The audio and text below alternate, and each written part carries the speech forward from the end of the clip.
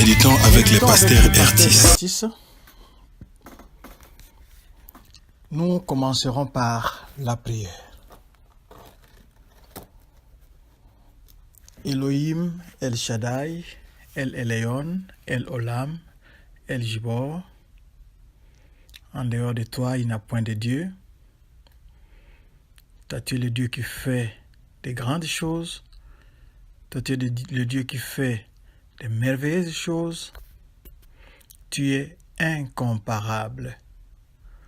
Nous bénissons ton Saint-Nom pour tes hauts faits et pour tes grands faits et pour tes bienfaits. Au nom de Jésus-Christ. Amen. Shalom bien-aimés, nous sommes arrivés à la fin de l'Évangile selon Marc. Nous entamons la dernière partie.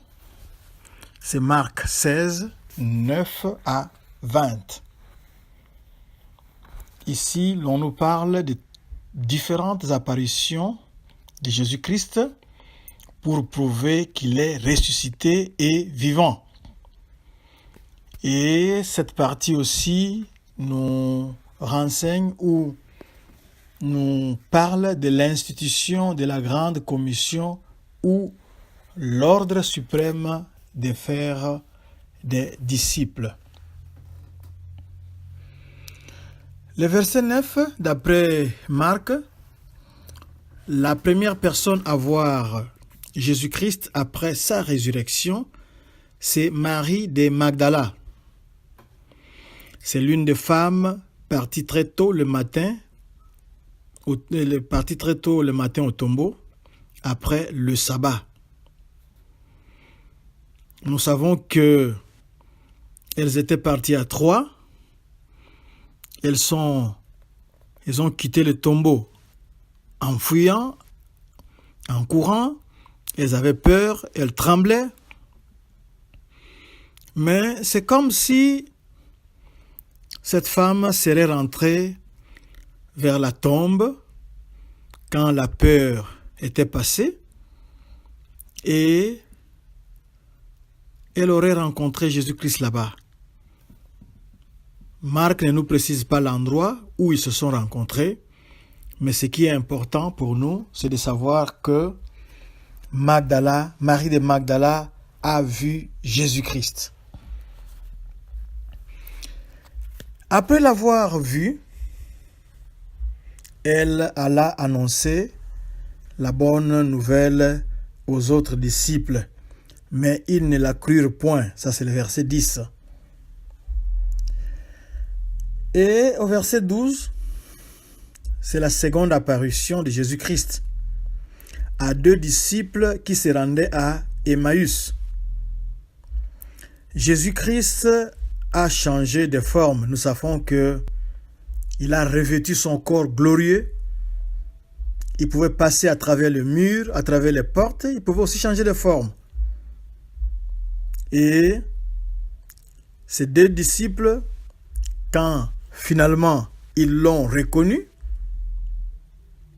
certainement peut-être quand il était en train, d'après les autres évangiles, quand il était en train de rompre le pain, quand il leur donne, peut-être qu'ils ont vu les traces des clous, et c'est comme ça qu'ils ont reconnu Jésus, mais Jésus avait déjà disparu. Alors ces disciples ont rebroussé chemin pour porter la bonne nouvelle aux autres, mais ils n'ont pas cru, car c'est incroyable. Comment quelqu'un qui est mort peut-il encore ressusciter, marcher, se faire voir, parler? C'était impossible dans leur tête. Pourtant, ils ont été 3 ans avec Jésus-Christ qui ne cessait de leur répéter que détruisez ce temple, en 3 jours, je le rebâtis. Je vais mourir, mais je vais ressusciter le 3e jour. Ça, au moins, ils ont oublié. Vous aussi, vous oubliez la parole de Dieu, très souvent. Vous oubliez les promesses de Dieu. Vous oubliez ce que Dieu vous a dit. Et vous jetez un regard désespéré comme si vous étiez seul. Mais Jésus-Christ est là avec vous. Si vous êtes infidèle, lui reste fidèle à sa parole et il l'accomplit toujours. Le verset 14 parle de la dernière apparition. Jésus-Christ apparaît aux 11, car nous le savons tous que Judas s'était pendu avant que Jésus-Christ ne meure. Et quand Jésus-Christ est apparu aux 11 disciples qui étaient à table en train de manger, il leur reprocha leur incrédulité et la dureté de leur cœur, parce qu'ils n'avaient pas cru ce qu'ils avaient vu ressusciter. Je me demande si ce n'est pas votre cas. Vous croyez facilement les journalistes dans leurs reportages. Vous croyez facilement les gens qui mettent les fake news dans Facebook, dans YouTube, dans les réseaux sociaux. Mais vous ne voulez pas croire que Jésus-Christ a été mis à mort, ressuscité, et maintenant il est vivant et assis à la droite de Dieu. Vous dites que l'histoire de Jésus-Christ est une fable. Mais ceux qui l'ont vu après sa résurrection nous rapportent même ces paroles. On ne l'a pas simplement vu. Souvenez-vous quand vous voyez peut-être un fantôme, un revenant, il ne parle pas, il passe. Peut-être qu'il vous tourne le dos. Mais ici, Jésus-Christ parle. Et ceux qui l'ont vu, ceux qui l'ont rencontré, nous rapportent ces paroles. Jésus-Christ a dit ceci: allez, prêchez la bonne nouvelle à toute la création. Celui qui croira et qui sera baptisé sera sauvé. Celui qui ne croira pas sera condamné. Si vous ne croyez pas, vous serez condamné. Si vous continuez à entretenir les doutes en vous, vous serez condamné. Aujourd'hui, c'est le temps du salut.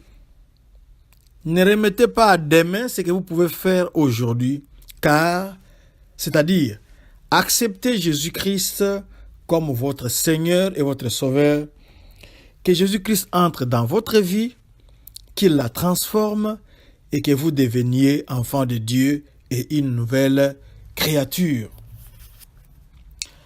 Lorsque vous devenez enfant de Dieu, il y a beaucoup de bénédictions qui vous accompagnent. Car Jésus-Christ vous donne une procuration. Jésus-Christ vous donne une espèce de chèque à blanc. Donc un chèque où il y a la signature, mais il n'y a pas de montant. Et il vous dit que utilisez mon nom, c'est-à-dire utilisez mon autorité, utilisez mon pouvoir. Vous allez avoir l'autorité ou le pouvoir de chasser les démons quand vous devenez enfant de Dieu. Les démons n'obéissent pas à n'importe qui, mais les démons connaissent Jésus-Christ, les démons connaissent les disciples de Jésus-Christ, et quand les disciples chassent, les démons partent parce qu'ils savent que c'est réel. Jésus-Christ les avait vaincus au séjour des morts. Jésus-Christ les avait livrés publiquement en spectacle quand il a triomphé d'eux sur la croix. Les démons obéissent. Vous continuez toujours à douter? Ne doutez pas parce que les démons obéissent. Les démons reconnaissent cet acte-là, reconnaissent ce nom-là, reconnaissent cette victoire. Il n'y a peut-être que vous qui doutez.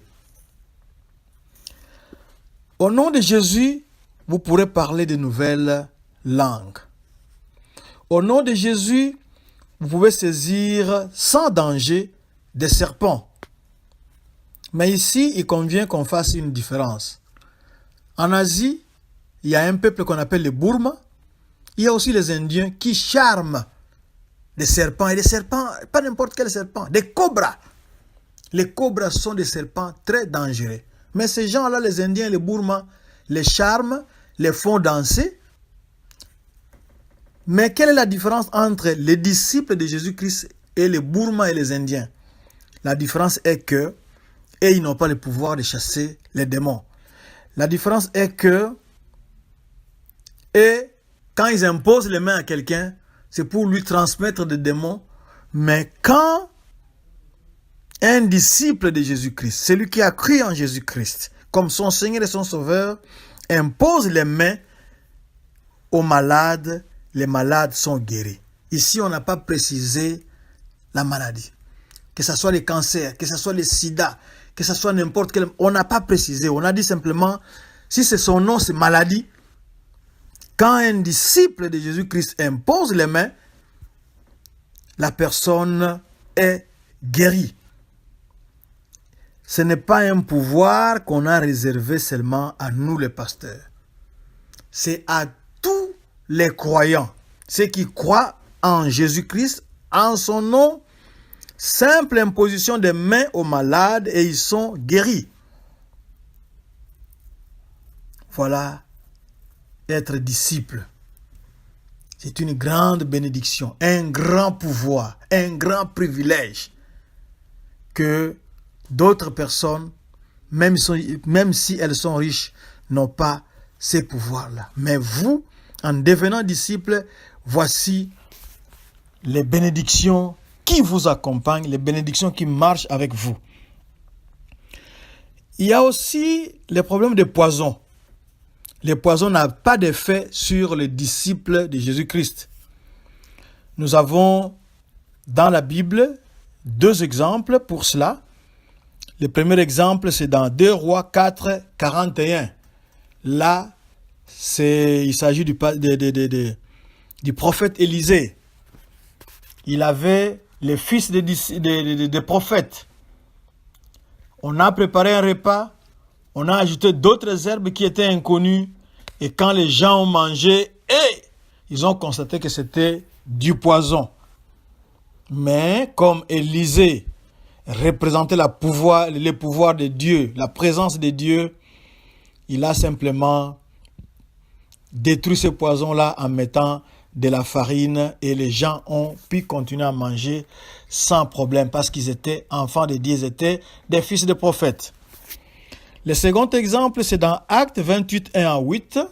Nous savons que Paul était en route vers Rome pour son jugement. Il avait interjeté l'appel. Quand les Juifs l'avaient condamné, les Juifs voulaient les tuer, les Juifs haïssaient Paul. Il avait interjeté son appel pour que son cas soit auditionné par l'empereur à Rome. Il était sur la route de Rome, en bateau, dans l'île de Malte. Il avait été mordu par un serpent. Il a simplement secoué les bras. Le serpent est tombé. Les gens s'attendaient à ce que son doigt enfle et qu'il meure. Mais ils ont attendu longtemps. Et j'ai aimé ce que Acte 28, 1 à 8 a dit, ils ont changé de langage. Oui, ils changeront de langage devant les enfants de Dieu. Alors, nous avons au verset 20 pour terminer, un bel exemple du côté des disciples. Les disciples, quand ils ont reçu la grande commission, d'aller partout, prêcher la bonne nouvelle, les disciples s'en allèrent pour prêcher la bonne nouvelle partout. Et ce qui est bien, c'est que Jésus-Christ était avec eux. Moi, j'essaie de faire ma part en arrivant jusque chez vous. J'essaie d'aller partout pour vous atteindre. Et je sais que Jésus-Christ, et je proclame que Jésus-Christ est avec moi.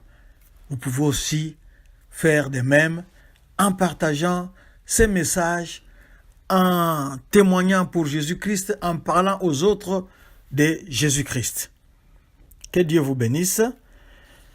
Nous allons prier. Seigneur, merci, parce que quand tu as été mort, tu es ressuscité, tu es vivant assis à la droite de Dieu. Tu es celui qui remplit les cieux et la terre. C'est normal que tu puisses être partout avec nous. Quand nous sortons quand nous rentrons, quand nous travaillons, quand nous étudions, quand nous dormons, tu es là. Et surtout, quand nous travaillons pour toi, tu es là pour nous encourager, tu es là pour nous pousser, tu es là pour accomplir les paroles qui sortent de notre bouche, car ce sont des paroles que ton Saint-Esprit met en nous pour que le monde soit changé, que le monde soit sauvé. Merci pour ces grands privilèges. Merci pour cet honneur. Gloire à ton Saint-Nom.